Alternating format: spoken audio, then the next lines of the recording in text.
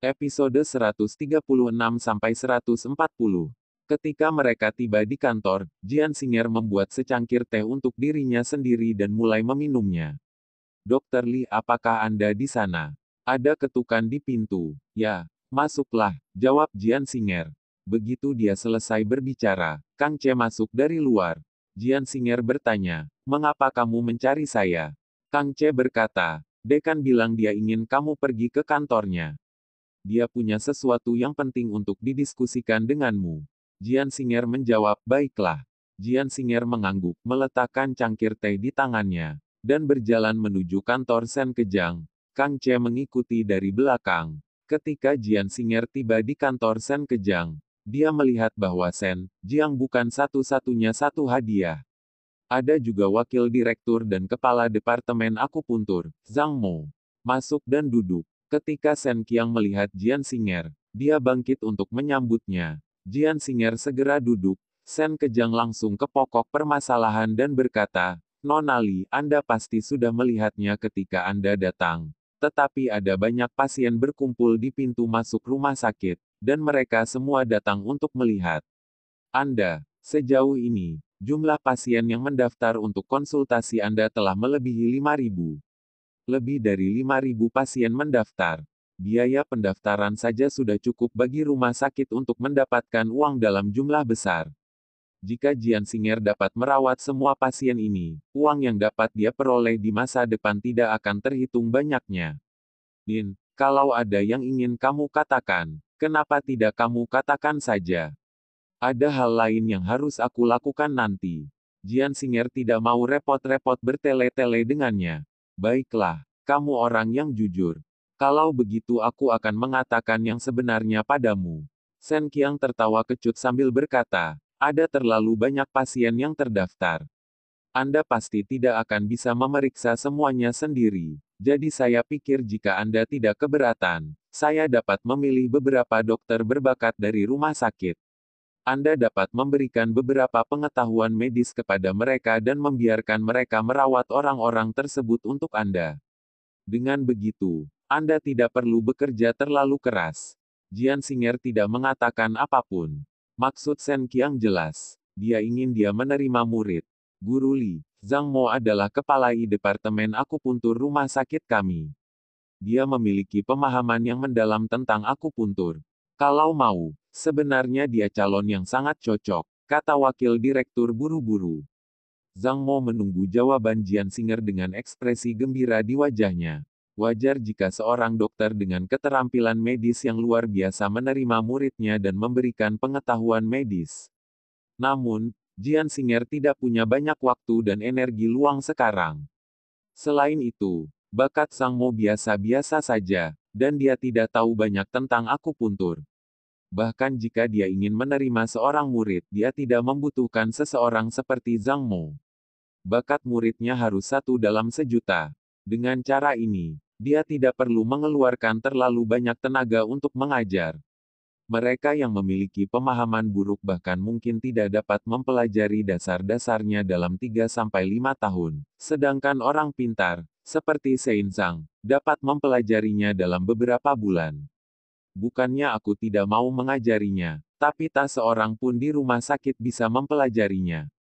Jian Singer berkata, mulai bulan depan dan seterusnya. Saya akan mencoba yang terbaik untuk menemui lebih banyak pasien.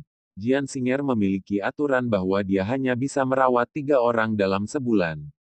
Faktanya, tidak ada yang memaksanya melakukan ini, tetapi Jian Singer tidak ingin melanggarnya. Negara ini luas dan banyak akal, dan banyak sekali orang yang sakit. Jika dia harus menangani setiap pasien secara pribadi, meskipun dia memiliki 3 kepala dan 6 lengan, itu tidak akan cukup. Sen Qiang dan wakil direktur merasa sangat disayangkan ketika mereka mendengar penolakan Jian Singer, tetapi mereka tidak berani mengatakan apapun. Kekecewaan Zhang Mo tertulis di wajahnya. Bahkan jika saya tidak menemui satu pasien pun, selama saya bekerja di rumah sakit Anda, saya masih dapat membuat rumah sakit Anda terkenal dan melampaui semua rumah sakit di CCT. Pada saat yang sama, rumah sakit Anda dapat menghasilkan banyak uang. Jian Singer tersenyum sambil berkata, Tuan, Sen, kamu tidak boleh terlalu serakah. Sen Qiang merasa sedikit canggung saat mendengar ini. Apa yang dikatakan Jian Singer memang benar. Sejak Jian Singer datang ke rumah sakit, dia hanya merawat Tuan Muda Tang saja. Namun, dia telah menjadikan rumah sakit itu sebagai rumah sakit terkenal yang diketahui semua orang. Jumlah orang yang datang untuk berobat puluhan atau ratusan kali lipat lebih banyak dari sebelumnya. Rumah sakit baru saja menuai manfaatnya. Jian Xing'er berkata, Tuan Sen, jika tidak ada yang lain, aku akan pergi sekarang. Sen Qiang berkata, tunggu. Ada sesuatu yang ingin saya diskusikan dengan Anda. Setelah Sen Qiang selesai berbicara, dia menatap wakil direktur dan yang lainnya.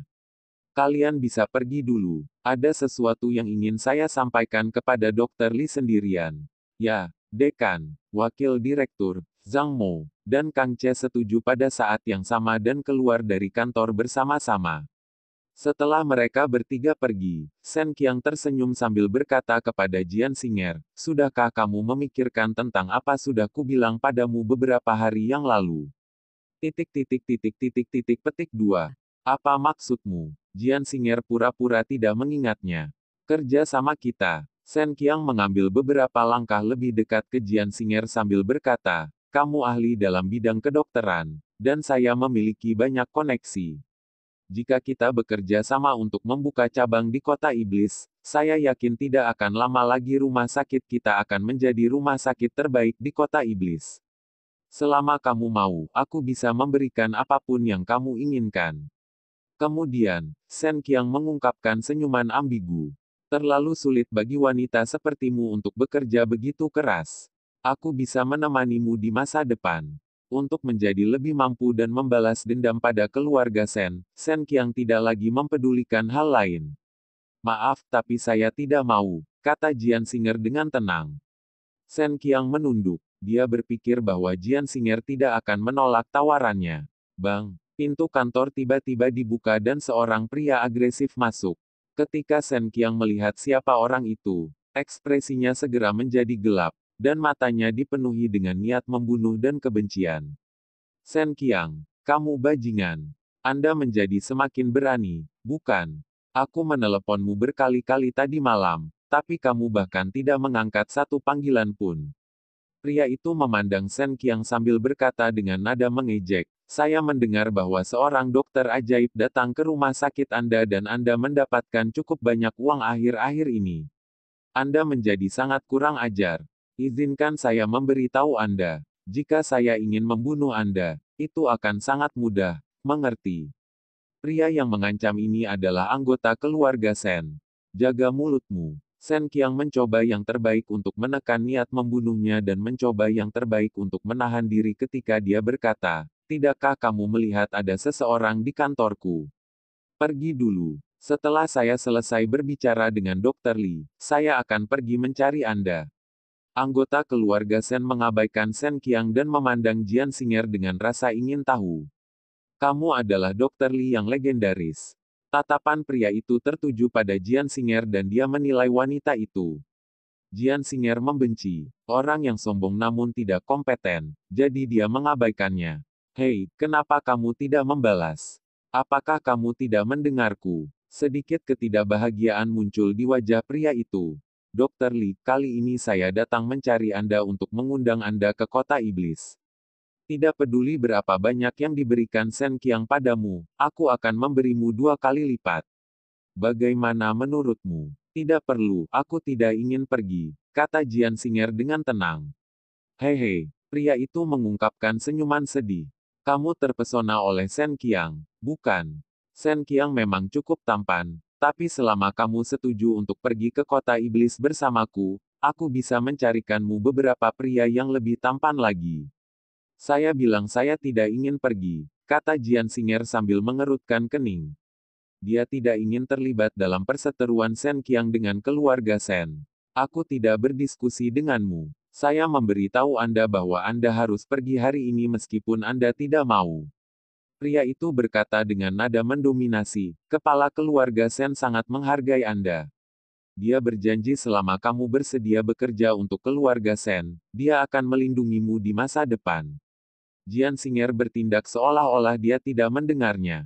Sebelum saya datang, kepala keluarga memerintahkan saya untuk memperlakukan Anda dengan baik jika Anda bersedia mengikuti saya. Jika kamu tidak menghargai, jangan salahkan aku karena menggunakan metode ekstrim untuk membawamu ke kota iblis. Pria itu berkata sambil mencibir. Jian Xing'er menunjukkan senyuman mengejek.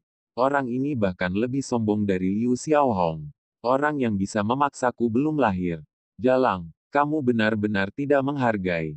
Jika Anda tidak ikut dengan saya, jangan salahkan saya karena menggunakan kekerasan, kata pria itu. Sebaiknya kamu tidak melakukan apapun dengan gegabah, atau kamu pasti akan menyesalinya, kata Jian Xing'er dengan tenang. Pria itu sama sekali tidak menganggap serius Jian Xing'er. Di matanya, Jian Xing'er hanyalah seorang wanita tanpa kekuasaan atau status meskipun dia memiliki keterampilan medis yang kuat. Bahkan jika dia memaksa Jian Xing'er hanya bisa menahannya. Bawa wanita ini pergi. Pria itu berteriak di luar pintu. Begitu dia selesai berbicara, sekelompok pria berjas bergegas masuk dari luar, dan salah satu dari mereka bahkan memegang tali. Keluarga Sen berencana mengikat Jian Xing'er. Jian Xing'er tiba-tiba mengerahkan kekuatan dan mengayunkan tangannya ke arah pria berjas itu. Ketika yang lain melihat ini, mereka tidak berani mendekati Jian Xing'er lagi dan malah melihat ke arah anggota keluarga Sen. Anggota keluarga Sen berteriak dengan marah, serang. Bahwa dia kembali ke kota iblis untuk melapor. Sedangkan sisanya, lakukan saja sesuai keinginanmu. Setelah mendengar ini, pria berjas segera menjadi berani dan bergegas menuju Jian Xing'er. Jian Xing'er mencibir dan menyerang dengan tegas. Dalam waktu kurang dari 2 menit, semua pria berjas tergeletak di tanah sambil meratap. Ada begitu banyak orang, tetapi mereka bahkan tidak bisa mendekati Jian Xing'er. Anggota keluarga Sen itu berteriak dengan marah, "1. Jalang, kesabaranku ada batasnya. Jangan terlalu malu." Jian Xing'er langsung berjalan, meraih kerah bajunya, menariknya keluar dari kantor, dan melemparkannya ke bawah. Anggota keluarga Sen berguling menuruni tangga dan melolong memekakkan telinga. Jian Xing'er tidak akan berhati lembut ketika berhadapan dengan orang seperti itu. Jian Xing'er menatap anggota keluarga Sen sambil berkata dengan acuh tak acuh, "Aku akan memberitahumu untuk yang terakhir kalinya. Jika kamu datang dan menggangguku lagi, aku tidak akan melemparkanmu begitu saja ke bawah tangga."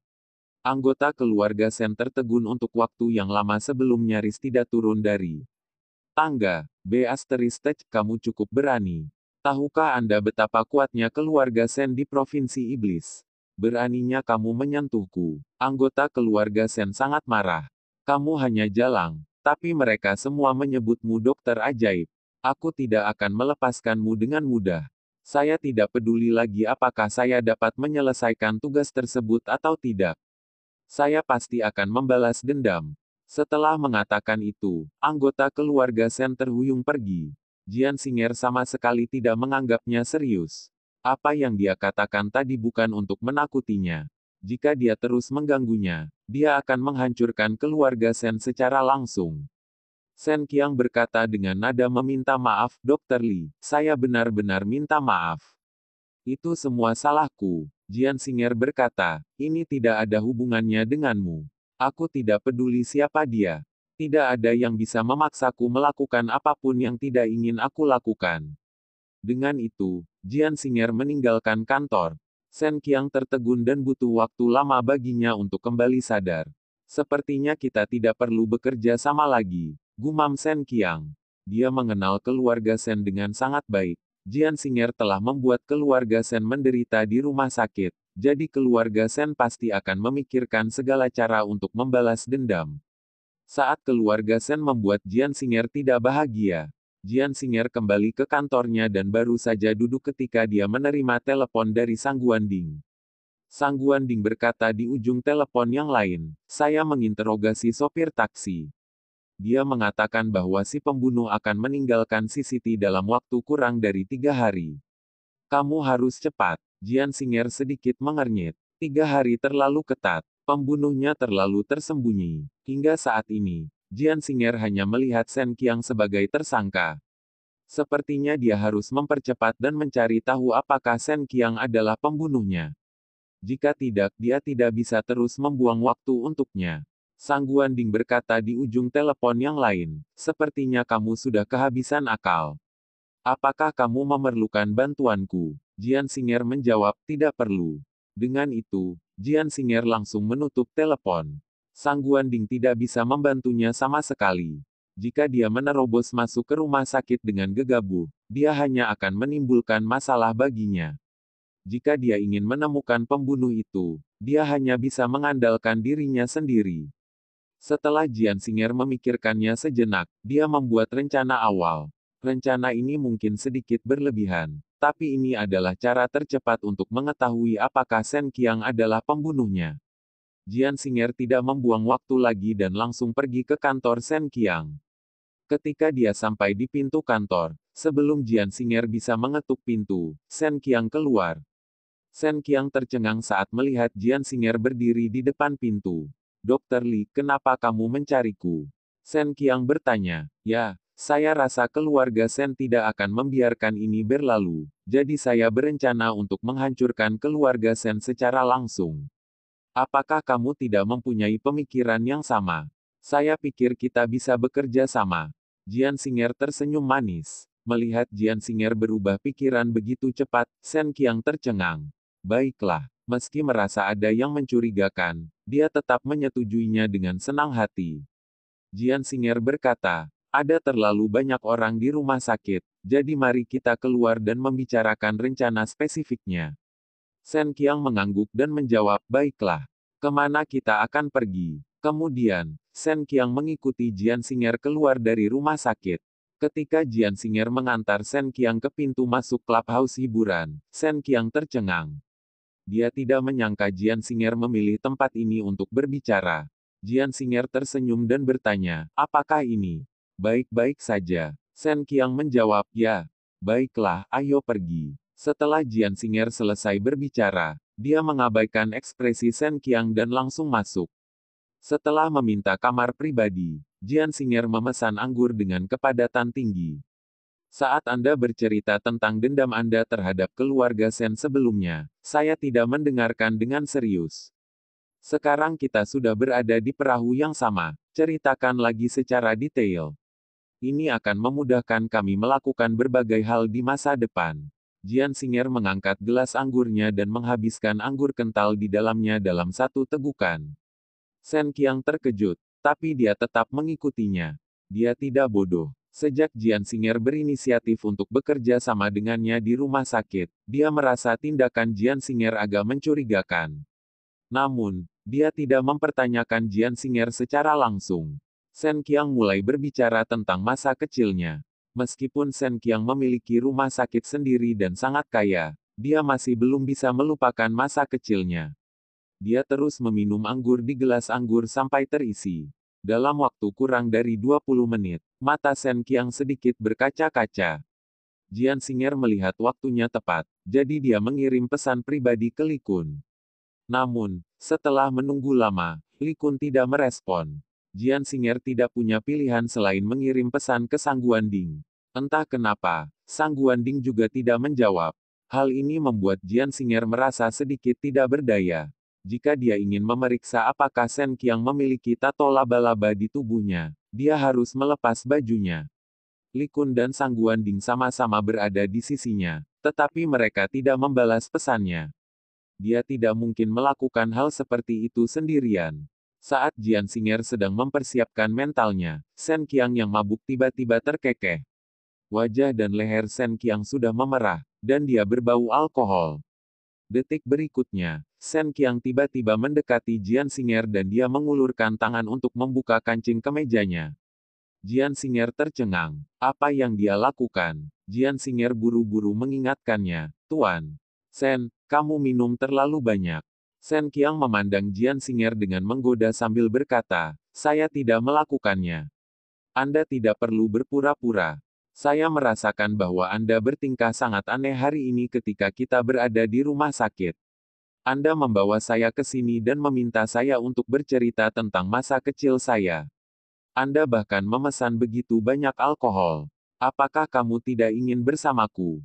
Jian Xing'er tercengang. Saya menyukai Anda juga. Tidak peduli apa yang ingin kamu lakukan padaku hari ini, aku setuju.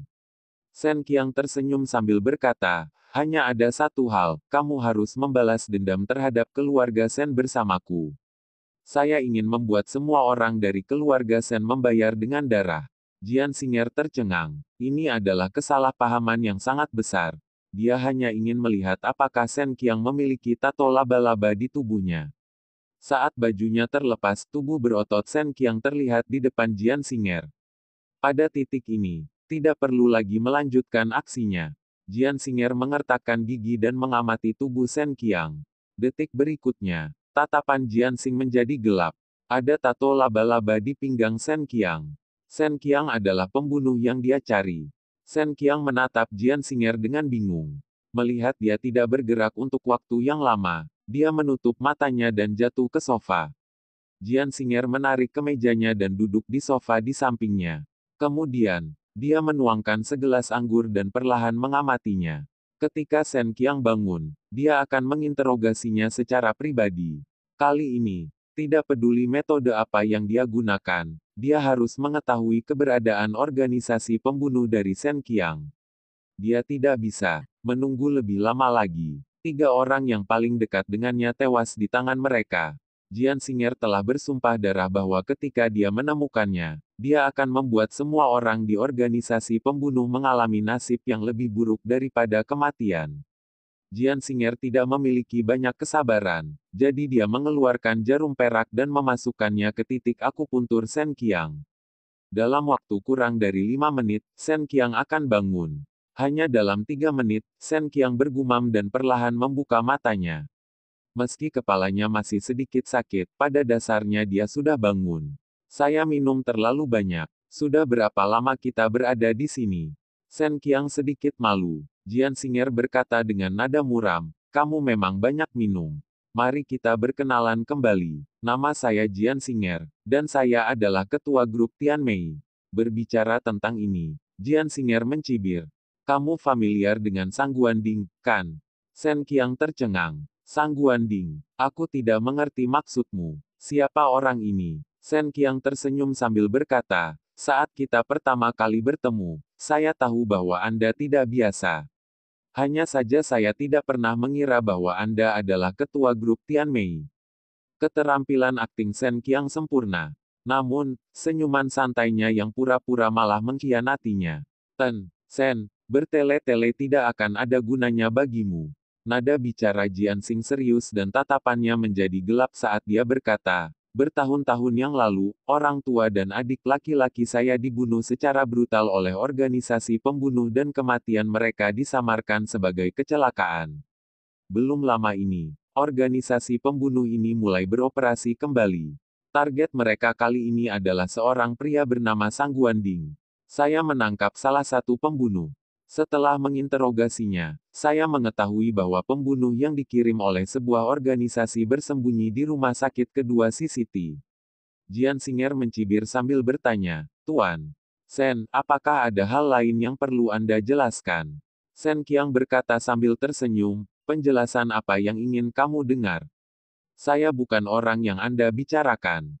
Saya seorang dekan yang kuat dan berpengaruh. Bagaimana aku bisa menjadi pembunuh omong kosong? Anda pasti salah paham. Jian Xing'er menatap Shen Qiang sambil berkata, kesabaran saya terbatas, dan kemampuan akting Anda sangat buruk. Setelah kamu melepas bajumu, aku melihat tato laba-laba di pinggangmu. Simbol itu tidak mungkin palsu. Shen Qiang tahu bahwa masalahnya telah terungkap, jadi dia tidak bisa berpura-pura lagi. Senyuman di wajahnya menegang. Sudah puluhan orang yang tewas di tangan saya. Aku tidak pernah menderita kekalahan sampai aku bertemu denganmu. Shen Qiang meratap dengan lembut. Terlalu ceroboh kali ini. Saya sudah lama tahu bahwa nama yang Anda gunakan itu palsu, tapi saya tidak menyangka bahwa Anda sebenarnya adalah ahli yang diam-diam melindungi Sang Guanding. Tatapan Jian Xing menajam saat dia berkata, di mana basis organisasi Anda? Juga, selama kamu memberiku daftar semua anggota organisasi, aku bisa menyelamatkan nyawamu. Sen Qiang berkata, berjanjilah padaku satu syarat, dan aku akan memberitahumu semua yang ingin kamu ketahui. Jian Xing'er bertanya, katakan padaku kondisi apa?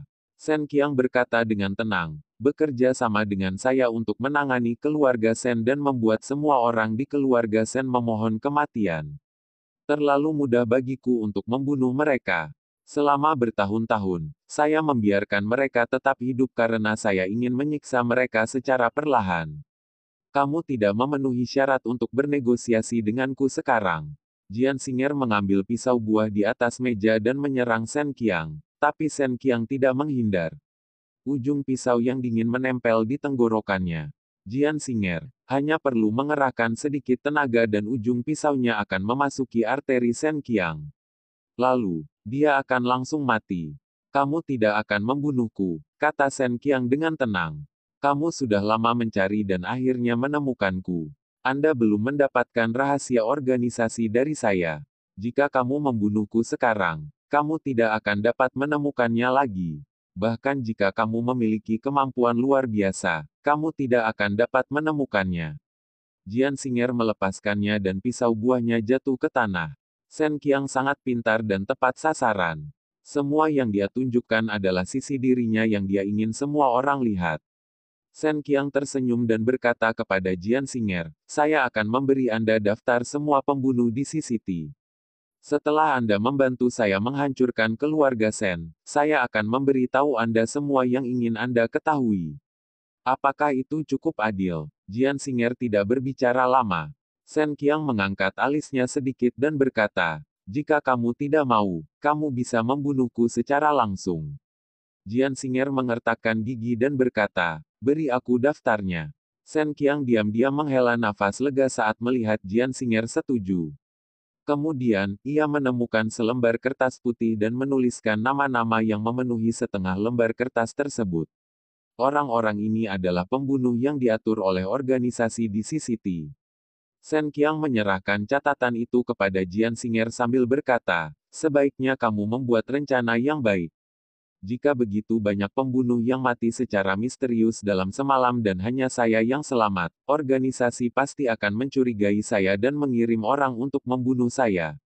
Jika saya mati, tidak ada yang bisa memberitahu Anda apa yang ingin Anda ketahui. Jian Xing'er meletakkan catatan itu di sampingnya sambil berkata dengan dingin, sebaiknya kamu jujur. Jika aku tahu kamu tidak jujur, aku akan membiarkanmu mati secara tragis. Kemudian, Jian Xing'er berbalik untuk meninggalkan clubhouse. Saat dia sampai di pintu, dia bertemu dengan Sang Guanding, yang bertanya, saya segera bergegas ketika saya melihat pesan itu. Apa yang telah terjadi? Jian Xing'er berkata, masuk ke mobil dulu. Setelah mengatakan itu, Jian Xing'er duduk di kursi pengemudi. Sang Guanding mengikutinya ke kursi penumpang depan. Setelah menutup pintu dan jendela, Jian Xing'er menceritakan kepada Sang Guanding semua yang baru saja terjadi. Ini adalah daftar yang dia berikan padaku. Bantu saya mencari tahu di mana orang-orang ini tinggal secepat mungkin. Semakin cepat semakin baik, kata Jian Xing'er. Jangan khawatir, saya akan memberikan semua informasinya dalam waktu 24 jam. Sang Guanding tiba-tiba mengerutkan kening dan bertanya, Sen Qiang tidak melakukan apapun padamu, kan? Titik titik titik titik titik. Jian Xing'er bertanya, mengapa kamu begitu penasaran tentang ini? Sang Guanding mengangkat alisnya dan berkata dengan keras, jika dia berani menyentuhmu, aku akan segera membunuhnya. Aku tidak akan membiarkan siapapun menyentuhmu. Aku akan membunuh siapapun yang melakukannya. Jian Xing'er benar-benar tidak bisa berkata-kata. Pria ini terlalu mendominasi. Selain itu, apa hubungannya masalah dia dengan dia? Apakah dia salah paham tentang sesuatu? Sang Guanding memelototinya sambil berkata, hei, kamu belum menjawab pertanyaanku.